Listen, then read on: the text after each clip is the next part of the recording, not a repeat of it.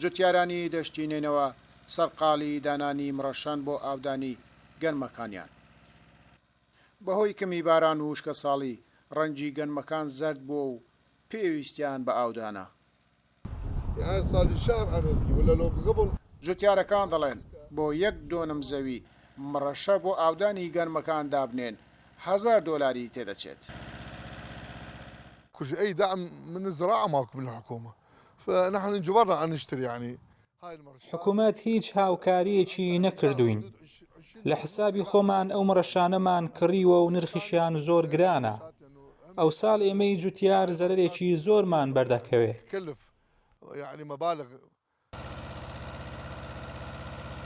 لە پارێزگای نینەوە 13 ملیۆن دۆنم زەوی کشتتوکاڵی هەیە، 6 ملیۆن دۆنم گەنمی لێدەسێنرێت. تا ساڵی 2020 جوتیارانی ئەم پارێزگایە ساڵانە سەرووی 1 ملیۆن تەن بەرهەمی گەنمیان هەبوو. 125 پێداویستی گەنمی عراقیان پڕ دەکردەوە. بەڕێوەبەری کشتتوکاڵی نینەوە دەڵێت بۆ ئەم ساڵ پێشبینی دەکەین هیچ بڕەگەنمێک نێتە سایلۆیەکان، چونکە جوتیارەکان ئەو بڕەگەنمەی دەستیانیش دەکەوێت بۆ بنەتەوە بۆ خۆیان هەڵی دەگرن. ونحن في مديرية زراعة نينوى كنا خجولين جدا. شەرمەزاری جوتیارەکانین. بە بەرچاومانەوە دەغڵ و دانەکانیان وشک دەبێت و ناتوانین هاوکاریان بکەین. ساڵانە لە هەموو عراق 9 ملیۆن دۆنم زەوی گەنمی لێدەچێنرێت. ئێمە لە نیناوە 13 ملیۆن دۆنم زەویمان هەیە. ئەگەر هاوکاری جوتیاران بکرێت بۆ هەموو عراق گەنم دابین دەکەین بەڵام نایکەن.